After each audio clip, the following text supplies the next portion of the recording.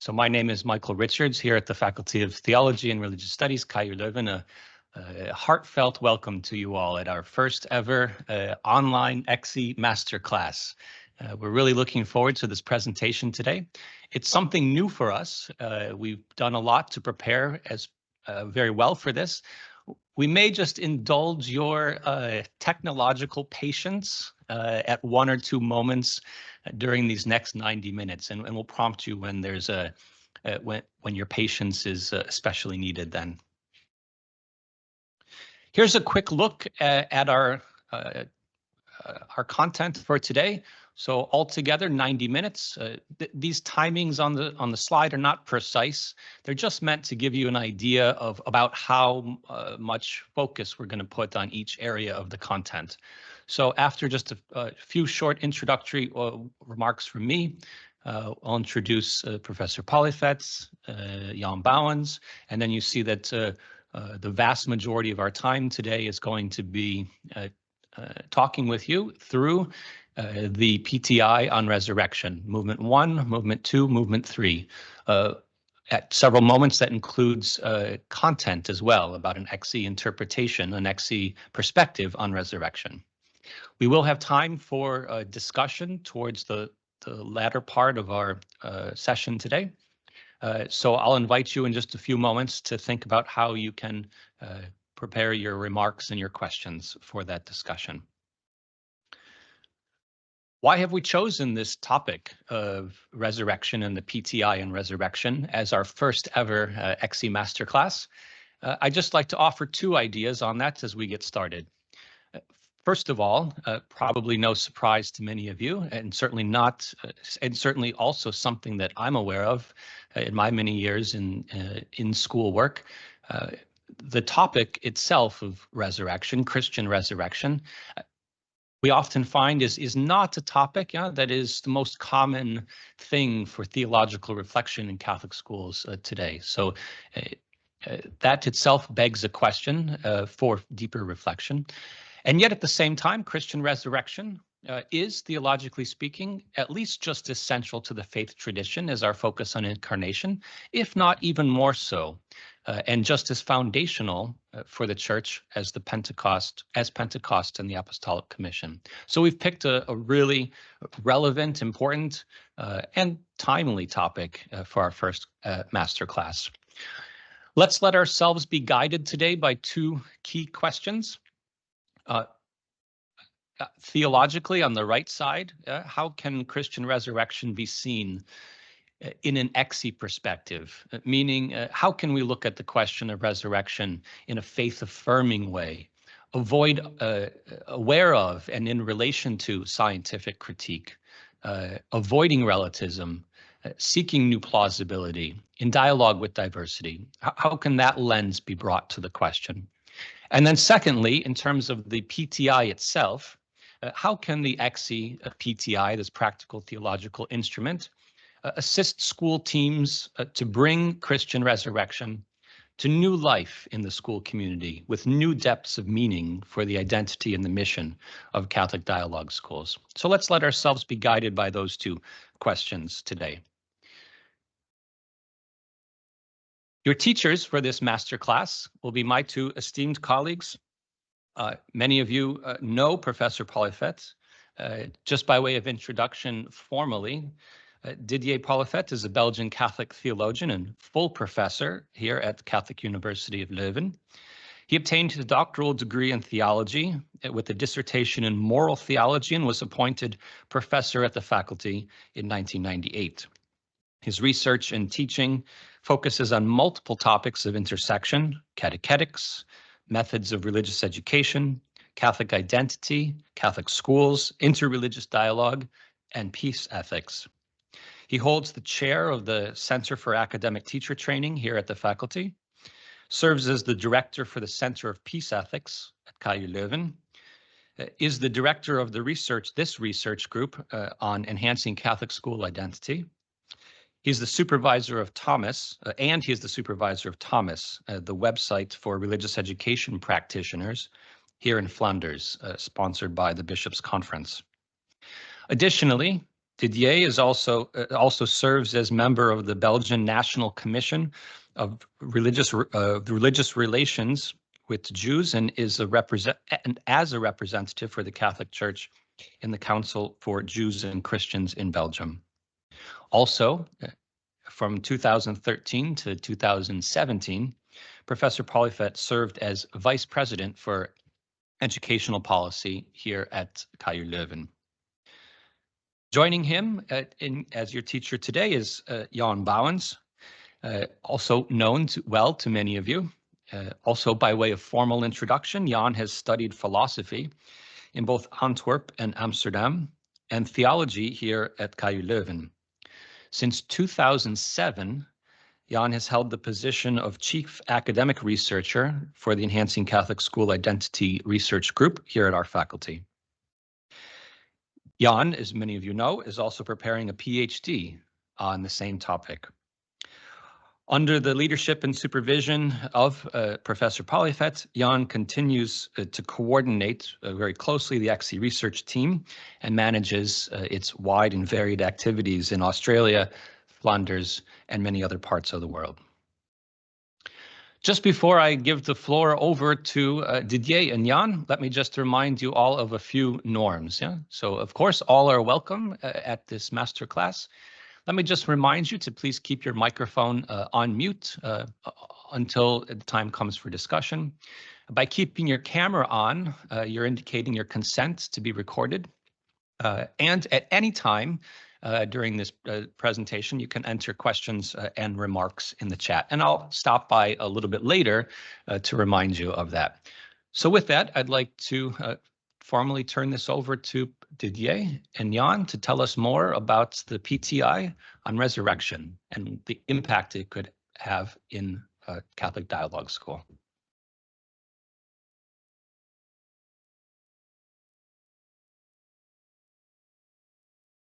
So, good morning to all of you. It's good to see you again on the screen. The Enhancing Catholic School Identity project is about assessing and enhancing, assessing by means of online graphs and quantitative methodologies. And then what this is all about is about the enhancing part.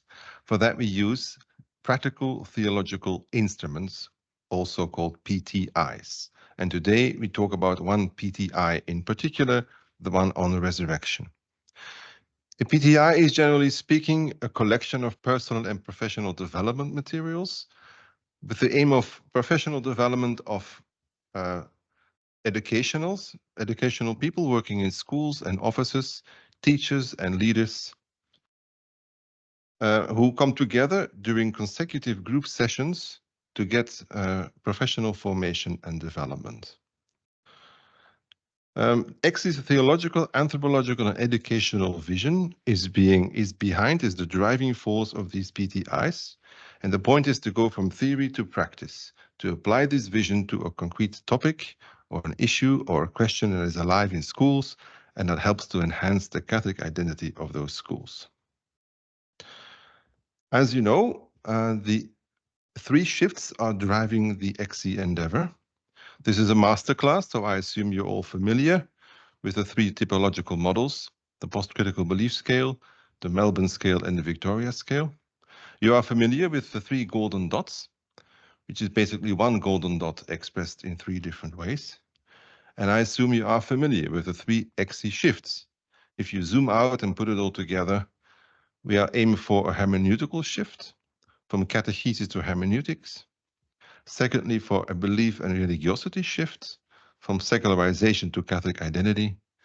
And thirdly, for a recontextualization shift from monocorrelation on values education to recontextualization.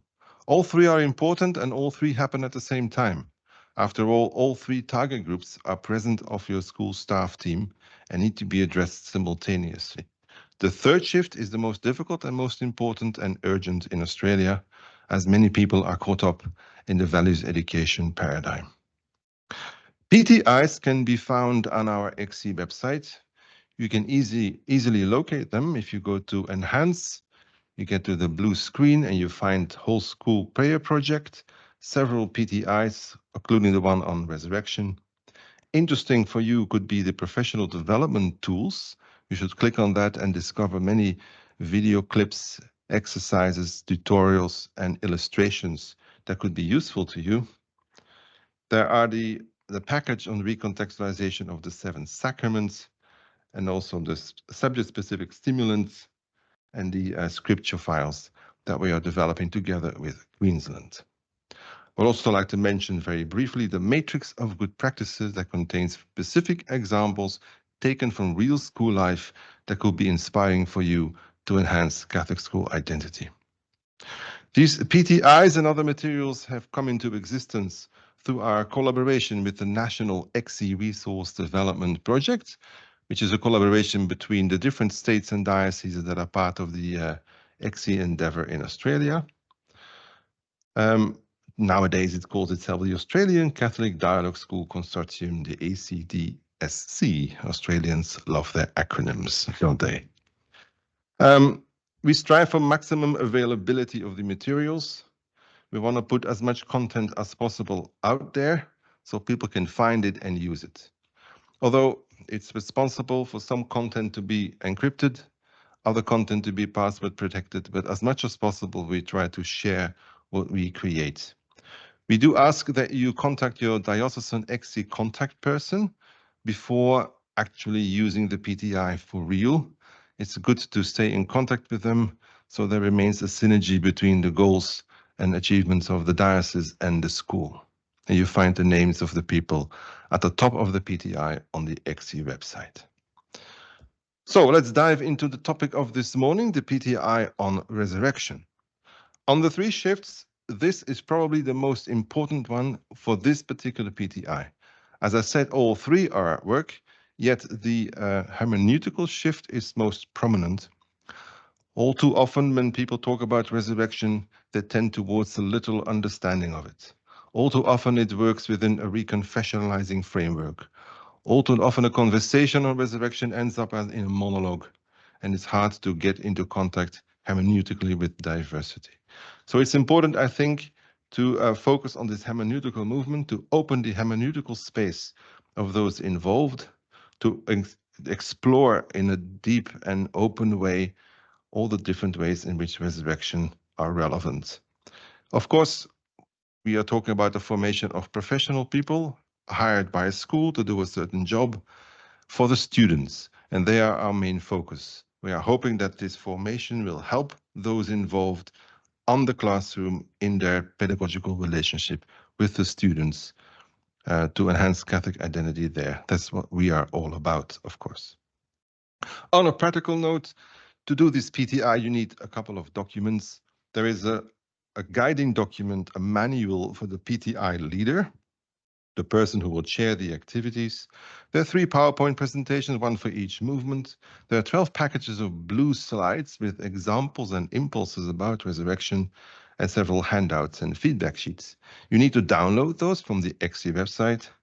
That's not too difficult. You need to go to the page that you see on the screen, click on the blue buttons, you get 2 7-zip archives. Next, you need to go to the 7-zip website, download that program. It's available for different operating systems. Install it. It could be very handy for other tasks as well. And then decrypt and decompress the 2 zip files, and then all will be on your hard drive ready to use. The PTI on resurrection consists of 3 movements, as Michael already indicated. There is an opening movement, movement 1, that consists of 1 or 2 sessions. Movement 2 is the heart of the matter, where we deeply explore the concept of resurrection, anything between 3 and 12 sessions, maximum 12. And movement 3 is a concluding, very important integration of everything we have learned. 1 or 2 sessions would be needed for that.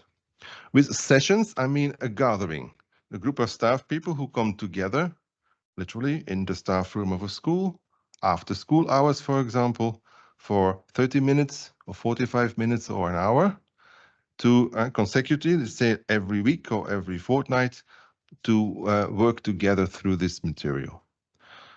This is designed to be flexible. You can use it in any way that is practical for you. You can have 1 session every week. during one term.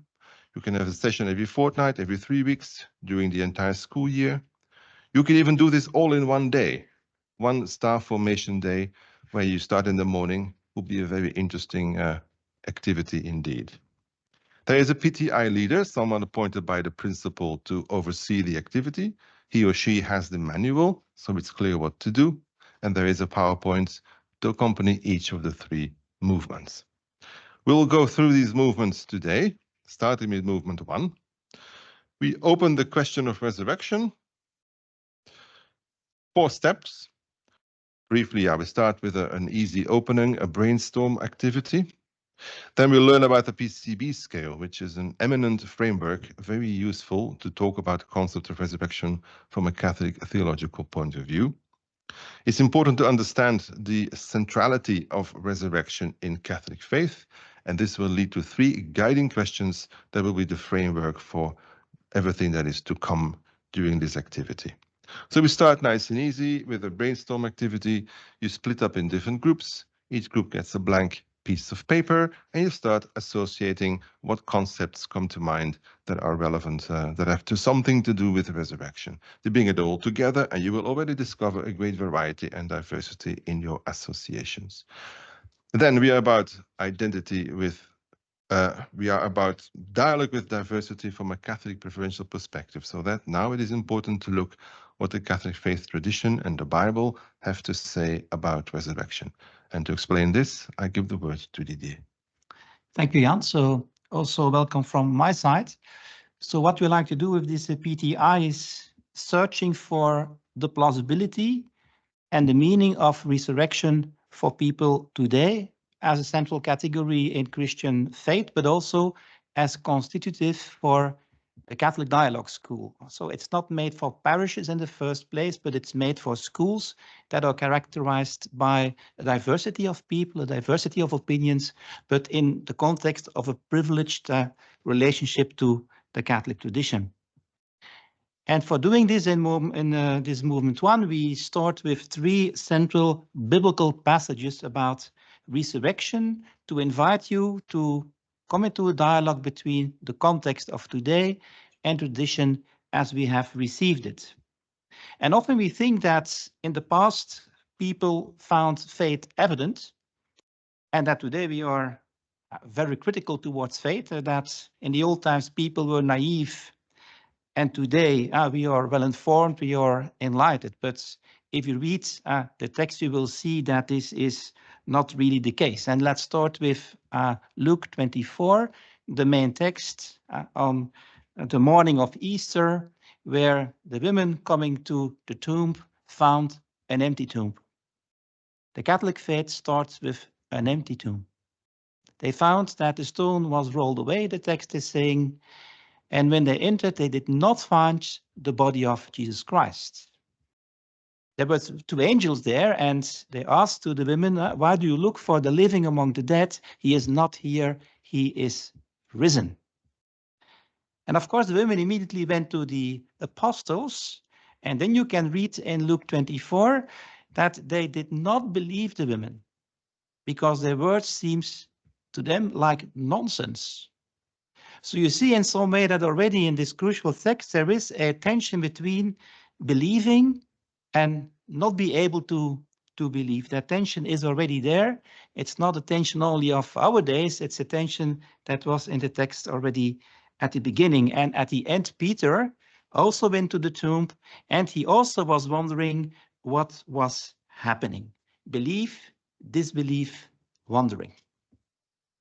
Let's look to a second text, the first letter to the Corinthians by St. Paul. And also here you see he is trying to understand, he's wrestling with the meaning of the resurrection and especially of the body. And in 1 Corinthians 15, he asks the question, how are the dead raised?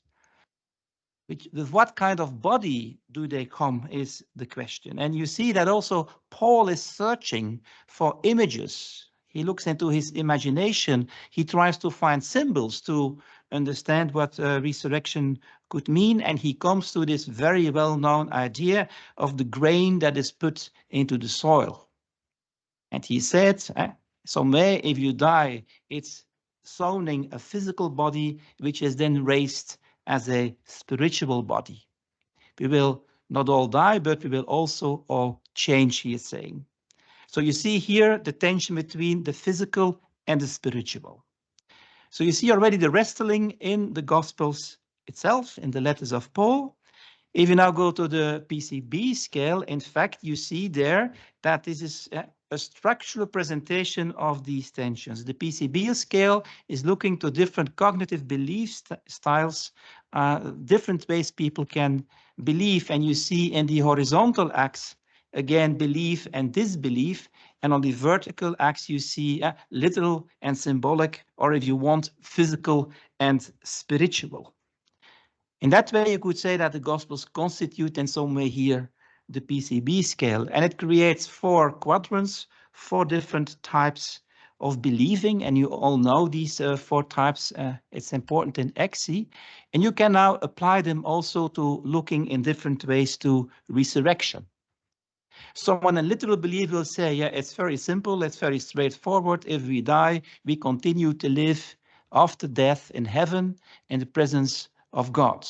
And one should believe in resurrection in order to be a true Christian. And accepting this teaching is what it means to have faith. External critique, if you put yourself outside of that belief, then you can become very critical and say, of course, scientifically, people do not resurrect. If you're dead, you're dead. And we cannot come back to life. That is external critique saying is unfortunately irreversible. And this has, of course, for many people with a scientific background, a very big plausibility. There is a third possibility that, and many people would be in that quadrant, saying that resurrection is a kind of concept that we use to express the idea that life never ends, that life continues. So you could say in some way that it is resurrection is just a kind of metaphor or a kind of just a kind of symbol or an idea, but it has no real ontological ground. It's something that is created in our imagination. And that's, of course, also a problem for Christians. So even if we can no longer understand resurrection in a literal way because of the scientific critique, the problem of relativism is that it reduces resurrection to a kind of metaphor of the continuation of life. And we don't think that this is a Christian understanding of resurrection. And therefore, the question is, theologically, if after the critique, post-critical, we can develop a post-critical understanding also of resurrection. And that's the 4th quadrant we go deeper in this PTI. And of course, it's very important to see that there is an ontology behind this. And it is St. Paul that makes this very clear to us. So St. Paul is also saying in that same letter to the Corinthians that resurrection is fundamental for our Christian faith. I quote St. Paul, if Christ has not been raised, then our proclamation has been in vain and your faith has been in vain. For if the dead are not raised, then Christ has not been raised. And if Christ has not been raised, your faith is futile and you are still in your sins. Then those also who have died in Christ have perished. So to put it very simple, resurrection is in fact the ontological referent our faith. It is something that is non-negotiable, something that we cannot exclude without also leaving Christianity behind us. And what we try to do now is to describe this golden dots, if you want, this place where we think authentically you can be believing as a post-critical believer without the naivety of a literal belief that is criticized very strongly by external critique. Voila, here it is. So the starting point for this PTI is a Catholic perspective, the idea that Christ is risen, as well that it also implies our own resurrection, not just as an image or a metaphor, like is the case in relativism, but a living real reality that is available through, and that's crucial, through symbols.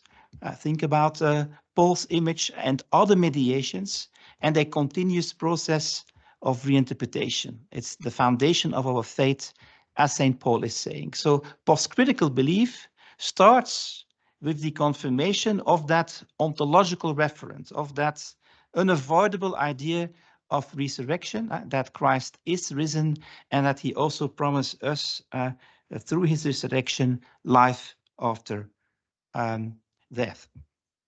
Now, how does that post-critical belief works? You are normally familiar with this scheme, with the ontological reference. As you can see in the post-critical box, God is not available directly like a literal belief. God is not unavailable like an external critique.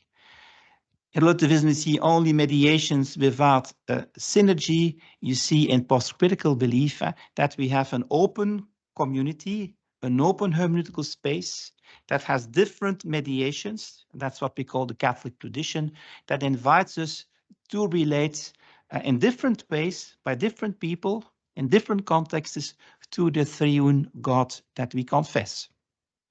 If we now apply this idea of post-critical belief to resurrection, then we see here the same approach. If you look in the post-critical box, you see that we confess resurrection. That's non-negotiable. That's the starting point of our faith.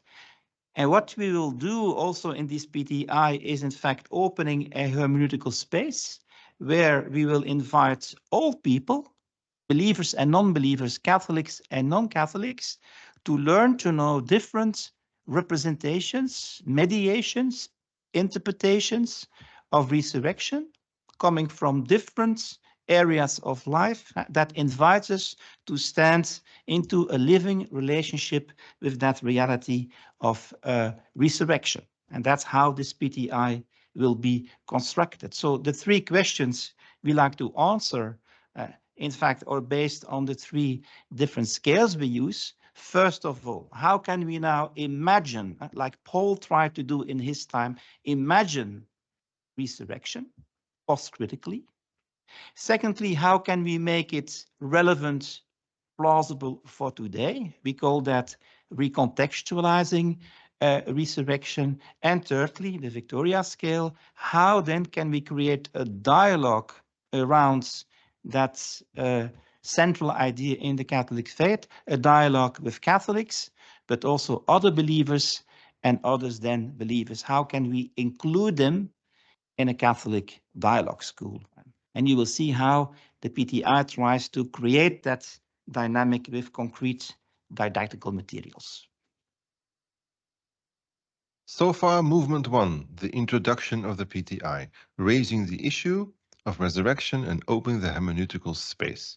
1 or 2 sessions according to the available time with a PTI leader who leads the activity.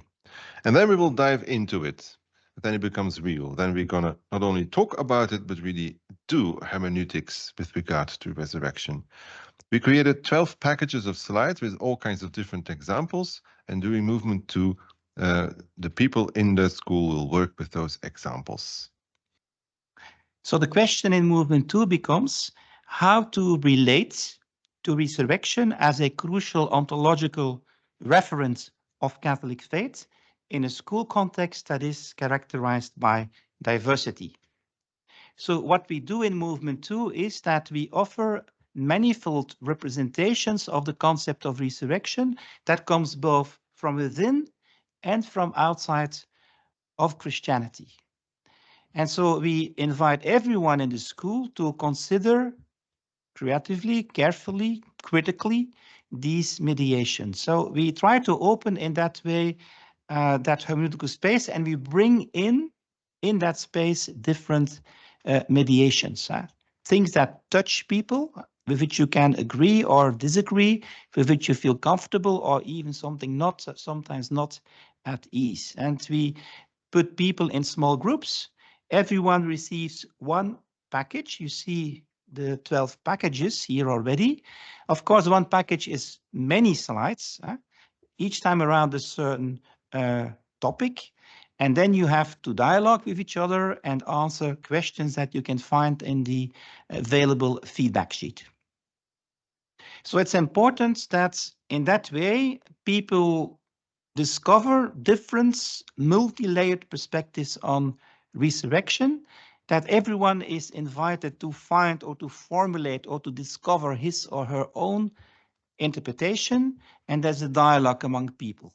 Important here is that it is done in a atmosphere of acceptance where every participant feels seen but not judged. So it's very important that the hermeneutical space is a safe space, a non-judgmental environment where there are no fixed right answers, but that we can exchange our different hermeneutical perspectives, in this case on resurrection. And here you see an overview of the 12 different packages that we have developed in blue slides and that are available for group work. And I go through them one by one very shortly because, of course, they are very extensive. People can pick one or they can be divided at random. A first package is about resurrection in abstract arts. So in paintings, in sculptures, in performances. So this package presents a collection of abstract art by different artists and different genres, different time frames. We will later go deeper into a short clip, Ama, as an example of this, but you see also different other pieces of art in the sample slides. The second package is titled Dead, Where is Thy Sting? And in fact, here we wrestle with the idea of being confronted with death and the meaning of death and the way in which then resurrection provides an answer to this very big challenge of life. You see again different examples of that. One is coming from death in light of the COVID pandemic, if you look well. Another one is coming from the war in Ukraine, where people are confronted with death and what resurrection could mean in this context. A third package is about so-called extraordinary experiences, in the literal or the metaphorical sense, where human beings experience that their lives is somehow revealed, is taken up. Think about the popular near-death experiences or here described, or modern-day resurrection testimonies, as you can see in the sample slides.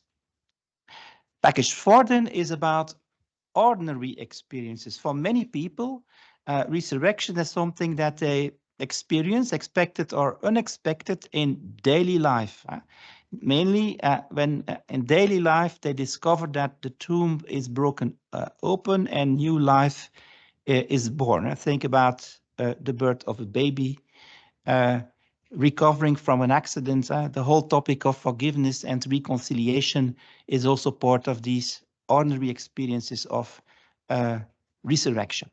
Package 5 then is for students or staff that are in non-Christian traditions. And of course, also these traditions, religions and philosophies of life have something to tell about the continuation of life after death.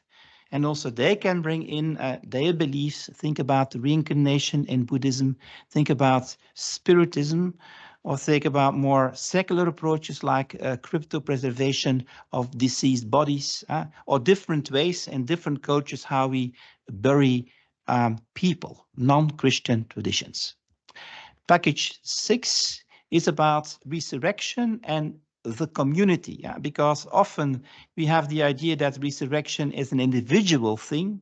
We bring in perspectives also coming from the Eastern or coming from the Aboriginal culture, where the connection with the land of the ancestors plays an important role in viewing continuation after death, individual death. Package number 7 is about those people who like to work on scripture. There are many passages. We have collected the most important texts, both from the First and the Second Testament for you, the prophets, Jesus appearing to the women, the doubting of Thomas, the fact that Peter witnesses at Pentecost, which are spiritual or scriptural mediations to relate to the concept of resurrection. Package 8 is about new life through symbols of resurrection, like we found in St. Paul.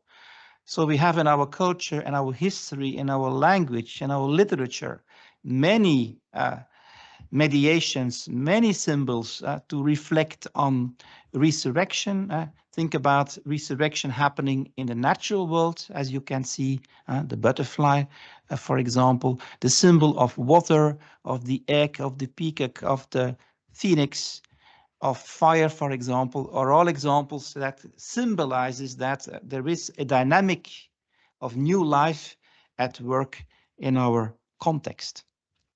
Package 9 then is about music and its magic.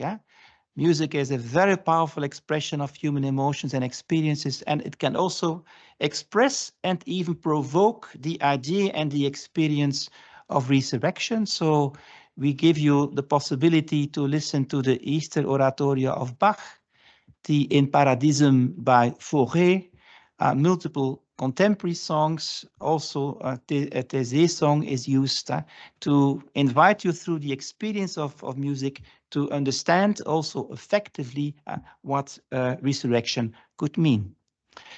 Package number 10 is about the mystery of resurrection. That's for those people who like negative Christology, if you want. The whole idea that theologians have attempted to express resurrection, but have also been confronted with the idea that it remains a mystery. Think about the noli me tangere, that do not touch me, that Jesus is saying to Mary Magdalene. Think about the Emmaus story where Jesus disappears at the moment that they recognize him. Package 11 then, it's a broader package, the power of stories. Stories can express also very strongly the mystery of resurrection. You see there on the right side, The Lion King, for example, fairy tales, Disney films, Harry Potter, The Matrix, are all in fact powerful stories that also invite you to understand some aspects of resurrection. And finally, package 12 is the idea of the triumph of the resurrection. That's in fact a very old theological model saying that in fact the resurrection of Christ means the triumph, the victory of good over evil, that through the death and the crucifixion of Jesus, that he transforms the world as he has promised and guarantees our salvation. That's expressed in many poems and songs and artwork and theological works, in traditional holy courts, for example, or in the reading of the book of Revelation. So you see, there is not one mediation. There are many. Think about the ontological referent. There are many ways to relate to the ontological referent inside and outside our Catholic tradition. And we offer them as an invitation to all participants to try to understand, not only cognitively, but also affectively, what it could mean to experience and to confess resurrection today. Thank you very much, Didier. Thank you, Jan. Let's just take a brief mental pause right there and give everyone who's online a chance to just process a little bit. So let me invite you all online to just in your notes somewhere or just in your head, think of something, identify something that has resonated with you in these last 20 minutes and something that provokes you. And optionally, if you wish, you can enter a remark in the chat or even a question, just to keep in mind that questions and comments will return to in the third segment for discussion, but you can do that anytime. So how about just 30 seconds or so right now? something that resonates, something that provokes.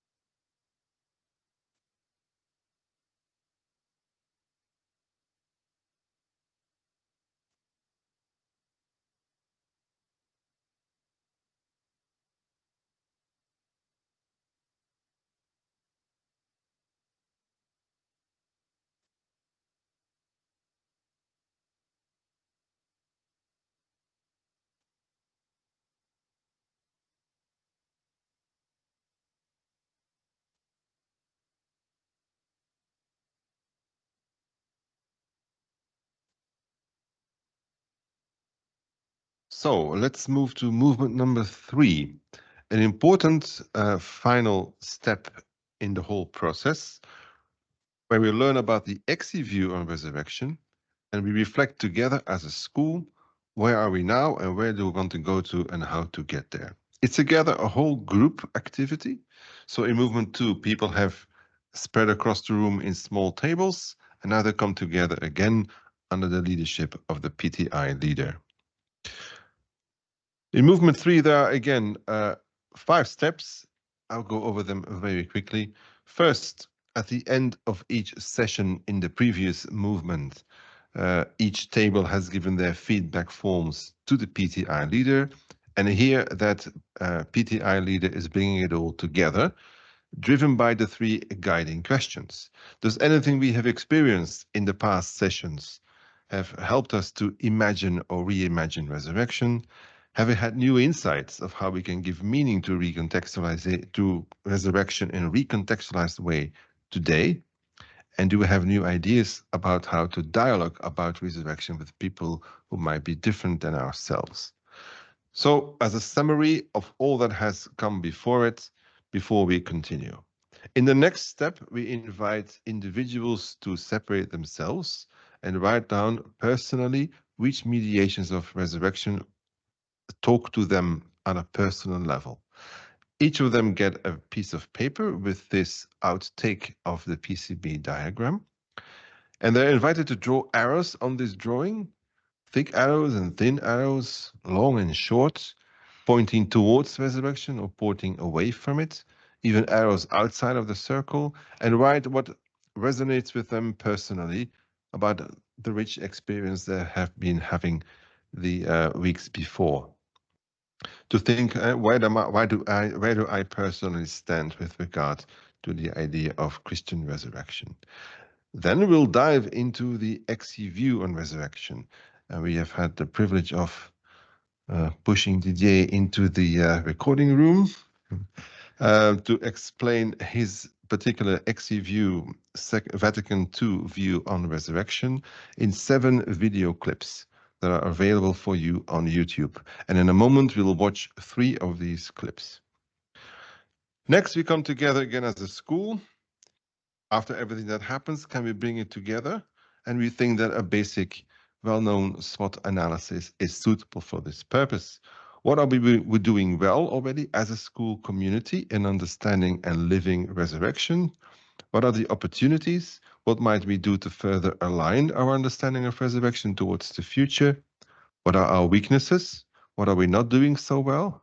And the threats, what is standing in the way? What are the obstacles that might hinder us to execute this view? So now we bring it all together, we integrate, we look to the present and to the future. What's our vision? Where do we want to go to and how to get there? And we end the whole process again with a more individual reflection, where people separate in pairs or individually based on 2 questions. Can you think of a personal experience of Christian resurrection in your life, an encounter with the risen Christ? And what can you write down about this experience? And secondly, given our SWOT analysis, what is your part in this? How can you contribute within your function at the school, with your talents and in your position and in your employment percentage? What can you do? What is your calling here towards the future? You can share that with others or you can keep it to yourself. That is optional. And that concludes the exercise, concludes the PTI as a whole. Again, this is flexible. You can give shape to this as you see fit. You can follow our suggestions. You can do it differently. That's entirely up to you. I promise that we will look at the video clips that we have created. Didier has been thinking about this deeply, and then written and spoken his view on resurrection from a Vatican II perspective. He gave an introduction and talked about the centrality of resurrection. Negative theology, it starts with an empty tomb, complemented with a positive theological view. We have to say a few words about the resurrection of the body. And we talk about the risen Christ in his many manifestations. And we end with Didier's preferred mediation. We asked him to go through the 12 packages and to select the one that speaks to him personally most of all. And we'll talk about that as well. So in what's to come, I propose that we look at these 3 clips. We have embedded the clips in the PowerPoint. They're also on YouTube. You can go to the ECSI website and find the links. It's easy to watch these clips. We have embedded them in the PowerPoint. It's technically a little challenge. I hope it's going to work. The video could be a little choppy at your end, so not entirely fluent as you would see, but you can read the words on the screen. The sound should be fine, although it might be a little soft. You might want to turn up your volume a little bit if necessary. Let's listen to Didier talk about negative and positive theology in relation to resurrection.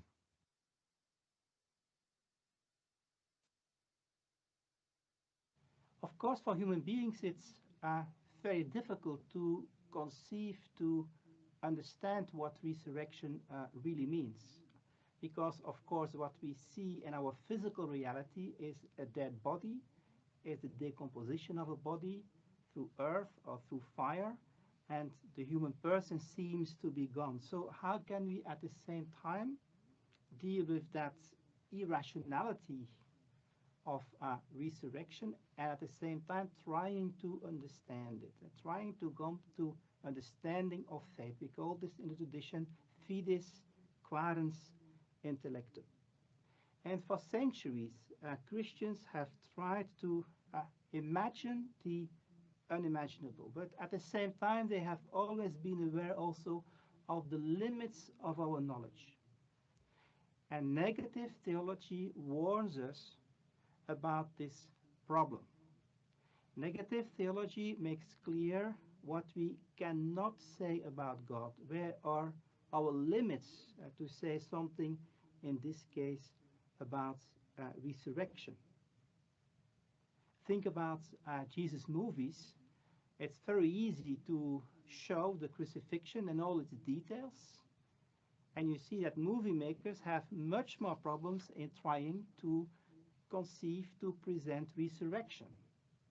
Because if you look to the gospel stories themselves, you see that resurrection is presented by women who discover an empty tomb.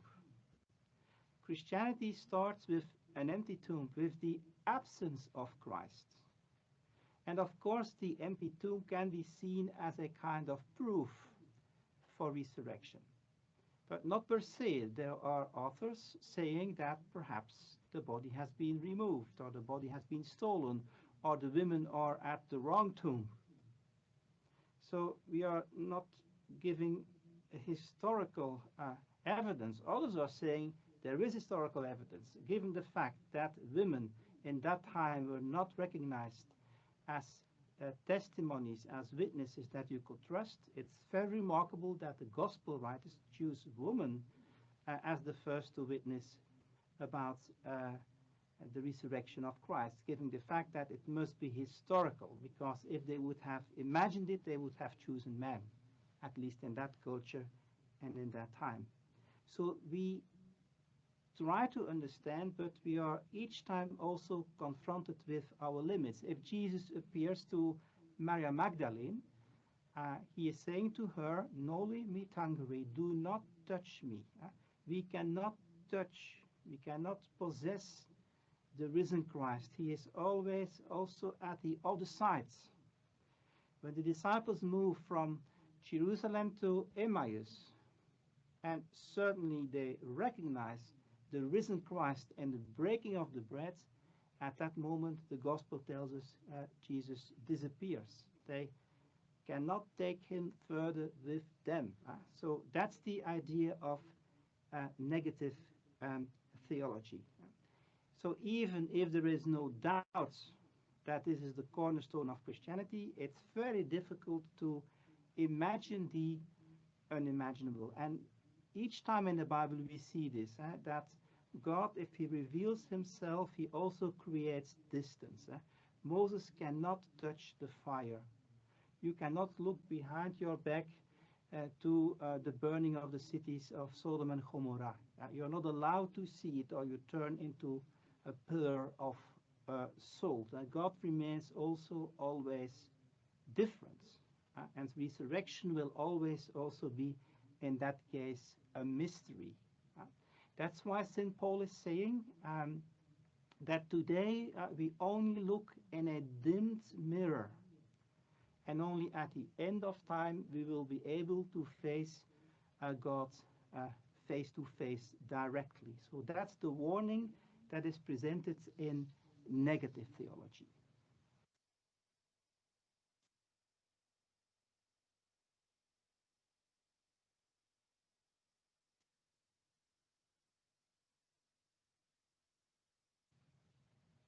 On the other hand, of course, we have also positive theology. Positive theology means that we are able to say some things about resurrection, to try to understand the anthropological logic of it, or the theological legitimacy of it. And that's what in the tradition has always been produced by people. They have tried to create images, stories, paintings, other pieces of art, movies that deliver us mediations that enable us to relate ourselves to the risen Christ. And in fact, what this PTI has done is delivered you a lot of such mediations to try to understand what it could mean, how it could look like, how we can imagine, how we can experience what resurrection could mean, and what the encounter with the risen Christ could mean in our times and through our culture. And you are invited to look for your own mediations that touches your heart, and in which Christ can enter into your heart, into your life, into your school, into your classroom. The question, of course, is what are good representations and what are to be criticized representations of the risen Christ. And I compare this sometimes with the analogy of playing a musical score. Imagine the scores of the work of Bach or Beethoven. They have been written on paper. They are there and they are fixed. In the same way, you could say that the Gospels are written and the witnesses of the first Christians are fixed. They are there and they are the starting point. You cannot change them. You cannot negotiate with them. That's in fact the starting point.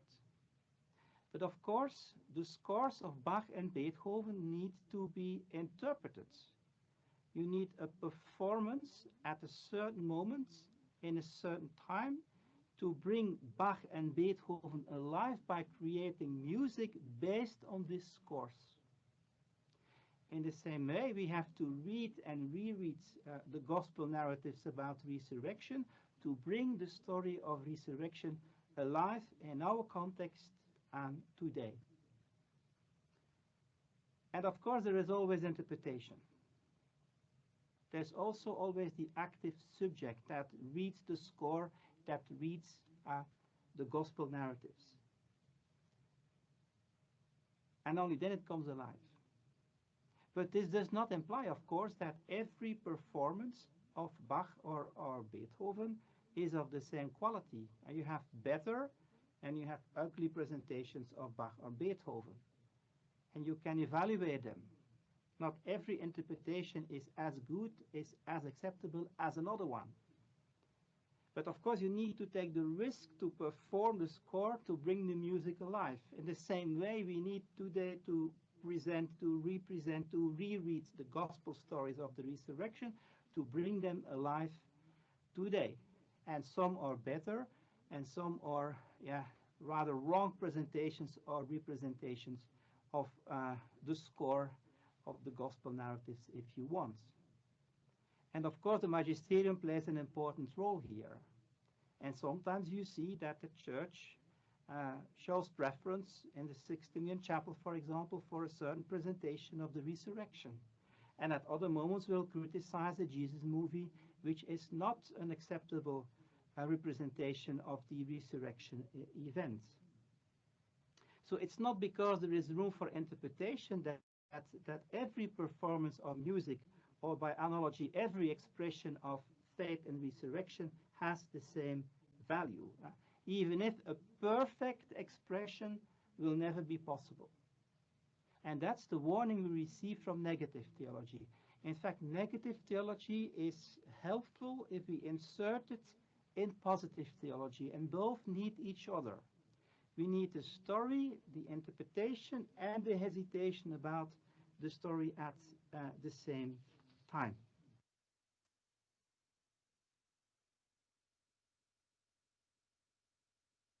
So if we put now these two fragments together in the PCB scale, then you can see on the one hand the positive theology, which in fact crosses the line to literal belief. That's what we know, what we are certain about. And negative theology goes down in the post-critical area. That's where we are searching. That's where we are in doubt. And in fact, the golden dot, as you can see, is in between. So our position also in dealing with resurrection is between trust and doubts, between hope and fear, between positive and negative theology. And sometimes we feel deeply faith. For example, if you participate to a Easter Mass, you can really feel that, experience that deep faith in resurrection. Sometimes the golden dot goes down. We are touched by the suffering of the other, and we are called by a kind of deep responsibility to save the other, as if there is no other redemption that what we can do. So sometimes we are more at the top, sometimes we are more at the bottom. But typical for the post-critical belief field is that we are always open, vulnerable, creative in discovering different layers of meaning in our Christian and our Catholic tradition to deal with resurrection. For the final clip, we have asked Didier to look at the many examples of resurrection and to select one that will be his personally preferred mediation. He chose a short film, which is in fact a recording of a modern dance by a French dancer called Julie Gauthier, underwater, and it's called Ama. First, we'll look at the last clip where Didier explains why this is his preferred example, and then we look at a compilation just for 2 minutes of some moments from the short film itself.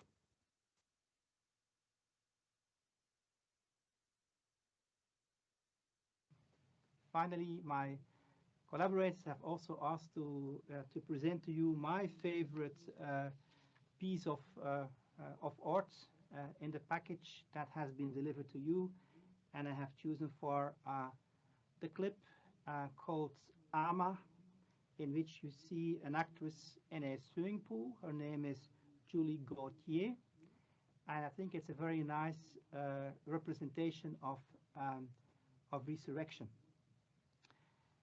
It's a woman who is at the bottom of a swimming pool, much too long, and you really get into panic that she will suffocate because she has no oxygen anymore. In fact, she's performing a dance, and the dance is for her child that died, a child that is called Ama. That's also the name of the clip. And in fact, it's a very strong representation of the suffering that this woman has to undergo. And it's like really the stone on the tomb just before resurrection, and you see the the heaviness of the water that is on her, and you think that she just will die because she stays too long there. By dancing, she is in fact honoring the memory of her daughter and expressing that. And you see that at some moment she has to leave it or to take it up if you want. She takes up the suffering of her child and her whole suffering by going up to the top of the swimming pool, and at that moment her whole body is changing, is transforming in a crucified Christ. And for a theologian, it's very recognizable that she represents the Christ on the cross, and she's moving very slowly to the top of the swimming pool, taking up the suffering of the child with her, in her body also, trying to reach towards oxygen. It's like also the event not only of resurrection but also of ascension, if you want. And then she goes to the top of the swimming pool, and you see that there is light coming from the top.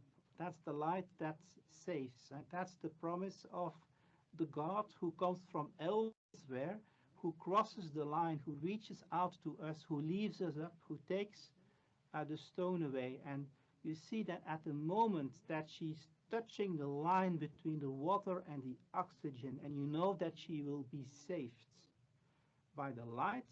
At the moment that the thin line between the symbolical and the literal is touched with her mouth, at that moment you see that the clip stops. And we are not allowed to see how this salvation beyond our human condition is possible, but the promise is there and is imagined through the fact that she reaches out and receives light, oxygen again, in that perspective. And I think that experience of taking away the stone of the tomb, opening new perspectives for people, also in our daily life, in our Catholic schools, is in fact a way of welcoming the risen Christ in our world.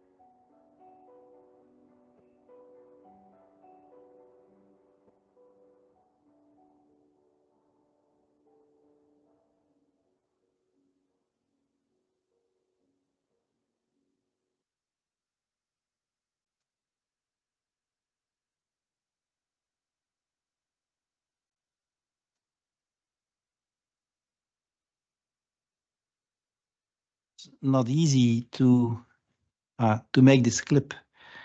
And of course, this is not the absolute image of resurrection.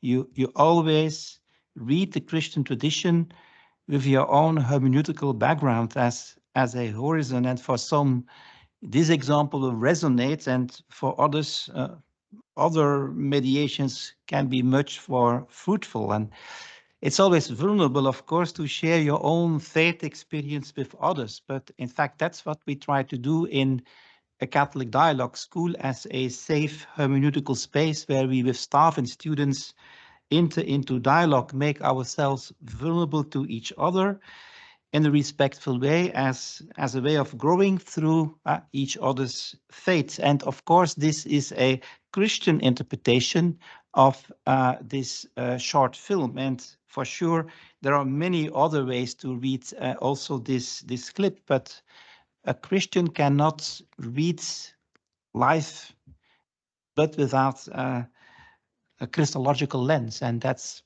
what I'm doing here. And of course, you can only read this Christologically if you are initiated already somewhere in the Christian tradition. And that's why I've put on the right side, of course, the story of Exodus, and the story of Moses leading his people that is in slavery, also through the water, to the Holy Land. So also there you see that dynamic of salvation that happens from going through the chaos of water towards new life. And in fact, that's also what we are doing in the Catholic tradition to the sacrament of baptism. Also, baptism is in fact through water that we come to salvation. It's through the danger of water that we come to new life, not denying suffering, not denying death, but being saved through going through the water. And at the end of our lives, when we die on our coffin again, we have the spreading of that blessed water. So there is a very strong continuation between baptism, how we suffer through life, and how at the end of our life, again, we are blessed by the water of baptism. And in this way, there is a very strong coherence in the Catholic tradition, if it is about going through the chaos of water to new life. And in fact, for me at least, that's a very strong example of how resurrection could be understood. But again, others can find other such mediations.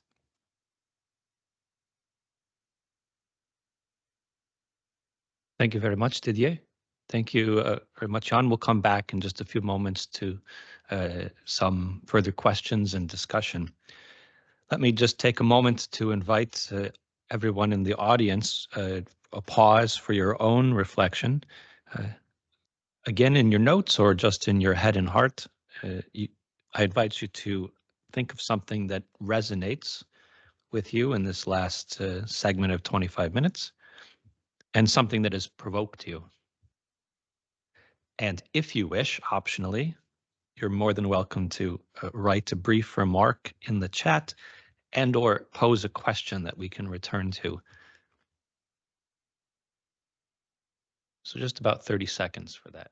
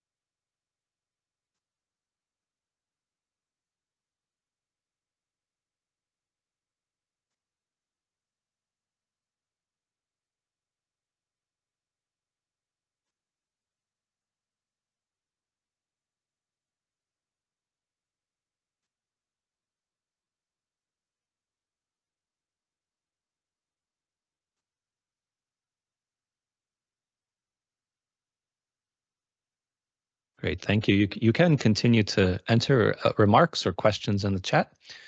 At this time, I'm going to invite Teresa Brown forward to unmute for just a few minutes of some remarks. Teresa, as she'll tell you, back in February, was part of a team facilitating this PTI with a group of principals and other school leaders. Many of you know Teresa, but just by way of formal introduction, for those of you who don't, Teresa is a theologian and teacher at the Faculty of Theology and Philosophy at Australian Catholic University. Her doctoral research considered the implications and applications of Bouwens' theology of interruption and the ways in which that theological approach might help us to think about the relationship between Trinitarian faith and Christian life today.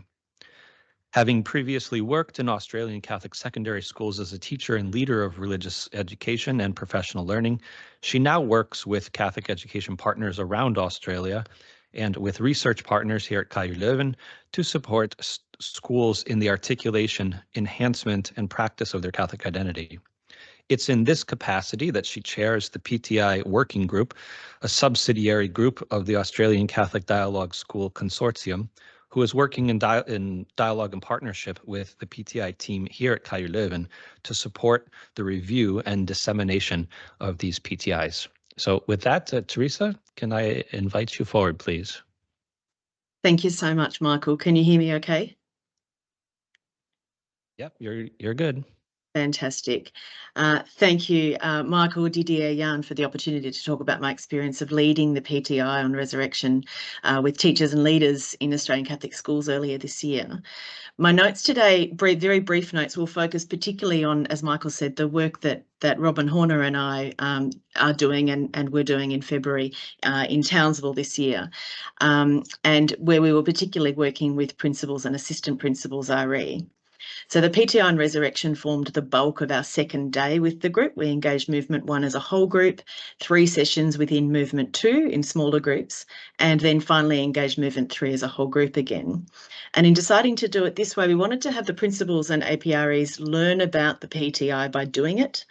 And we wanted particularly to help them to see that they too can lead this kind of professional learning with their staff. So the idea was to model what the PTI looks like as we are doing it and to have them participate in it in that way. So what I'd like to share by way of just a couple of slides here today is a snapshot of the responses we received from members of the group as they engaged with each movement. I'm hoping that this snapshot you can see something of the profound shift in participants' understanding and experience of resurrection as a result of their engagement with the materials and in their engagement in the process. So slide 1 here, which Michael very kindly has here, I'll just go back to that first one, Michael, is a snapshot of the initial brainstorming of each group when we asked them at the beginning of Movement 1 to consider how they thought about or experienced resurrection in that moment. So notice that the responses here tend to reflect very tried and true phrases, symbols, ideas that we tend to associate with resurrection in Catholic schools. The phrases, symbols and ideas that we often see reflected in RE curricula. I'll give you just a moment to have a brief read of some of those.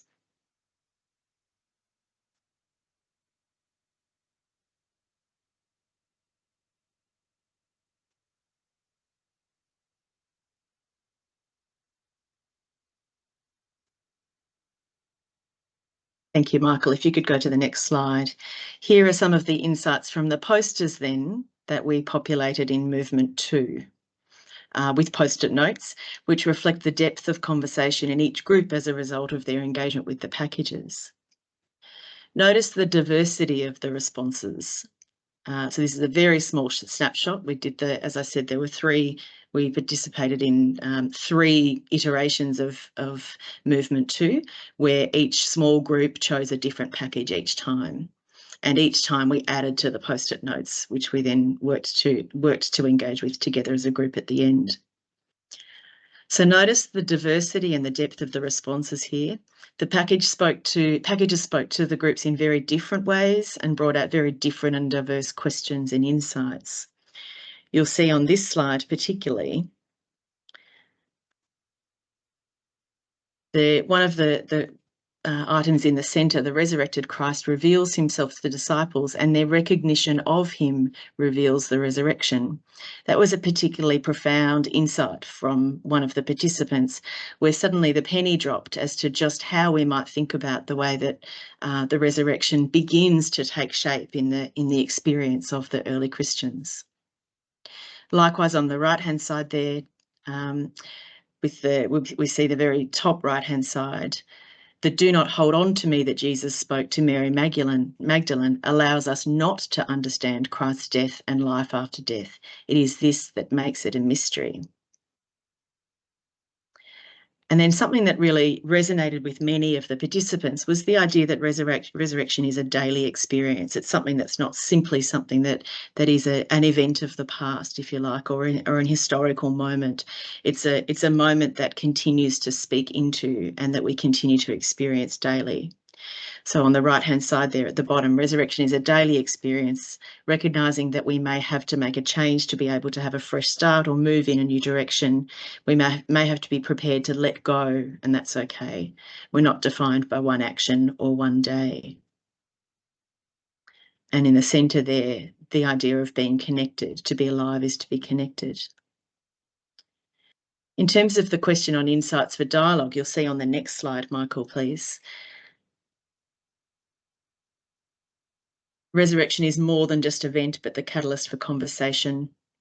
There was in one of the packages, there was a really strong focus on the idea of resurrection women and the enormous responsibility that the women who experienced the resurrection, and Mary Magdalene particularly, had in being church for the moment before she was able to pass on the story to the men that then took it on. So this idea of resurrection women raised a lot of questions and really beautiful conversation among the group. Do I know any resurrection women? Someone had asked. Am I a resurrection woman? Where do I see resurrection women in my work and in my experience? And the multitude of meanings and symbols that are coming through in those questions. Who are my communities? Who is not in my community? Who's welcome? Who's not? So finally, as we look at the next slide, slides 4 and 5, we have here a snapshot of the feedback from the questions in Movement 3. So what did you enjoy or find useful about the PTI sessions? I might just give you a moment to read those yourselves and just note in the chat anything that particularly resonates with you.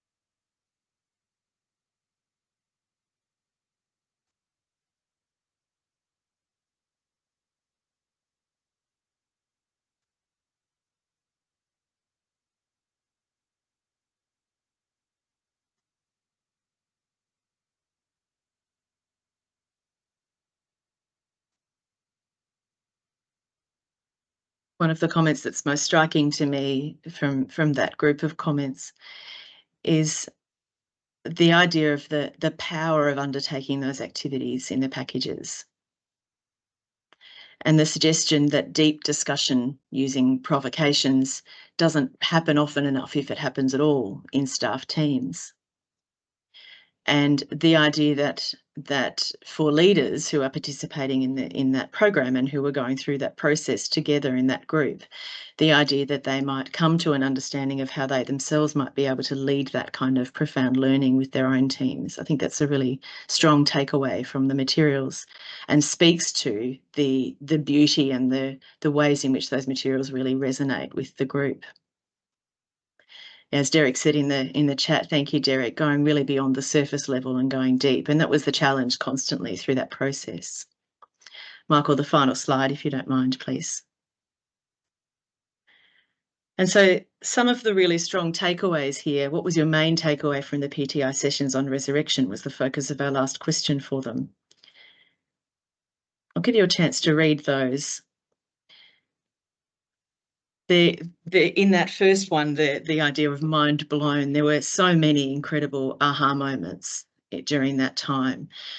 For this particular commenter, it was about the rolling away of the stone, finding our own resurrection moments, the importance of women in the story, their position in the story, Mary as the outstanding, the risen woman.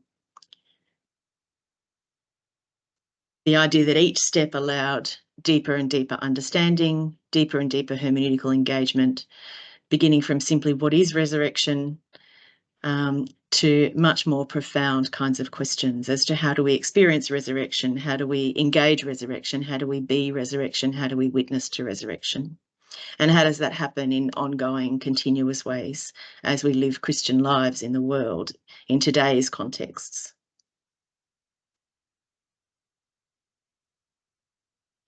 And I think if we finish with this last one, I had a very minimalist, very literal view on resurrection, and the PTI has blown open the entire concept for me.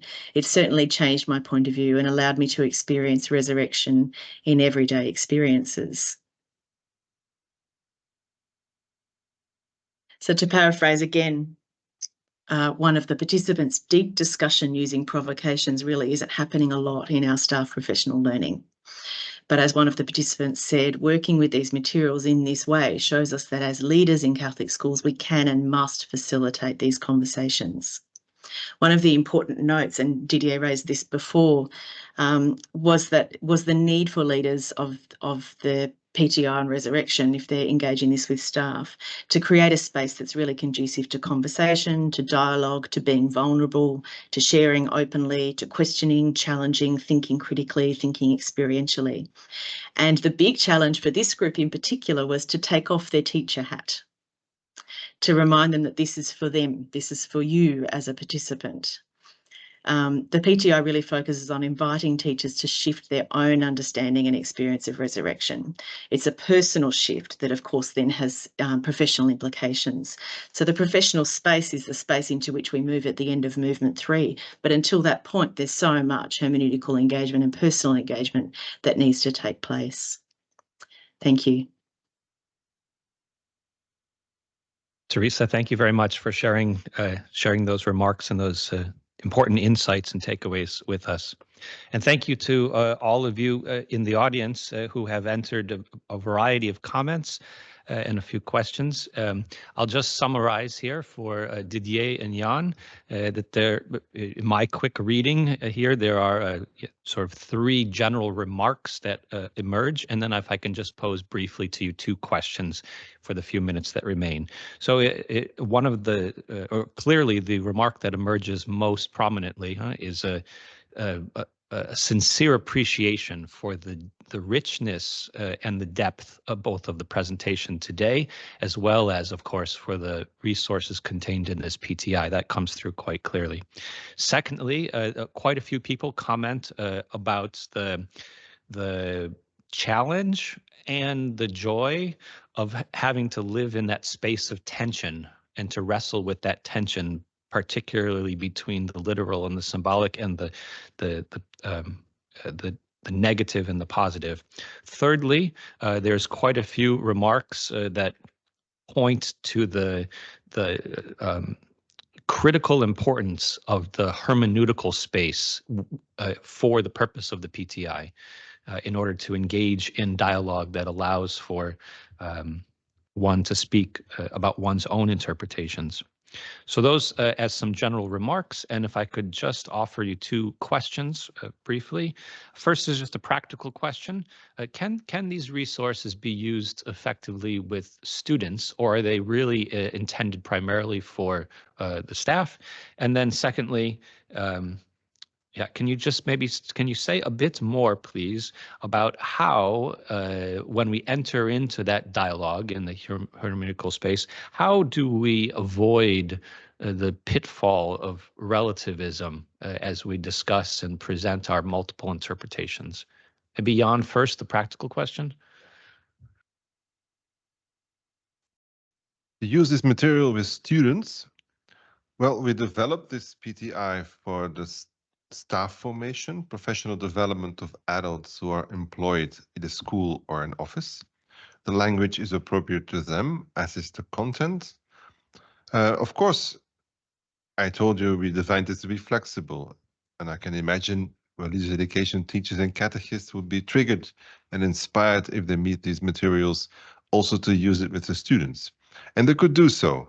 I would welcome that even, on the condition that you frame it, or that you adapt the methodology appropriately for use with younger people.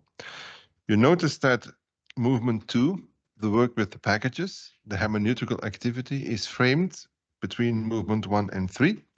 In 1, we give a thorough introduction in the centrality of resurrection in Christian tradition, in Christian faith, in church doctrine. And in movement 3, we move to the ECSI view on it. So in a hermeneutical communicative process, we dialogue with diversity from a Catholic provincial point of view.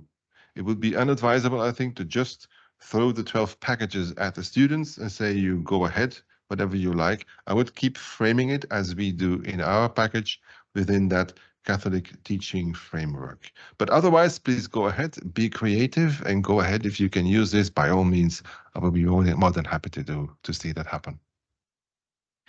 Yeah, concerning the second question, this PTI is made for Catholic dialogue schools. That's the precondition. On the other hand, the PTI also creates Catholic dialogue schools. So it's not made for colorful schools where you just have at random a selection of interpretations. Typical for the Catholic dialogue school is that there is a privileged relationship and place of the Catholic tradition. More concretely, of resurrection as the ontological reference. So that's the starting point. That's the point where everything finally refers to. And of course, not everyone will accept finally in the convergence resurrection as a point of confession, because there is diversity in a Catholic dialogue school. The goal is also not of a Catholic dialogue school to bring everyone to believe in resurrection, but to make everyone aware, also those people who are in relativism, that for Christian believers, from a Catholic perspective, there is a reality, a lived reality of resurrection. And even those who are finally not confessing that central category of the Catholic faith becomes aware of the meaning, of the seriousness, of the ontological character of it for Catholics. And as a place within the Catholic school, as a pedagogical environment. In that way, it is not producing relativism. On the contrary, it is also learning those who are in relativism what it really means to be a Christian, to be a Catholic, and confess from that perspective resurrection as a faith category. Thank you very much, Didier. Thank you very much, Jan. And thank you very much to all of you who have joined us today across many, many miles and many, many kilometers and many, many time zones. Just as a few closing remarks. So we aim now in our relationship with you to provide 2 of these master classes per year, this being the first this year. The exact date of the next master class is not yet established, but most likely it'll be sometime in October or November. The best way to stay informed about that is 2 ways: stay in contact with your local diocesan ECSI coordinator, and just follow us on the Catholic Dialogue School newsletter. A number of you are already subscribed to the newsletter. Those of you who are not subscribed before today will receive the next edition that's coming out tomorrow. So you can follow that for more information about the next dates. Regarding the question of the next topic, in the email that you'll receive,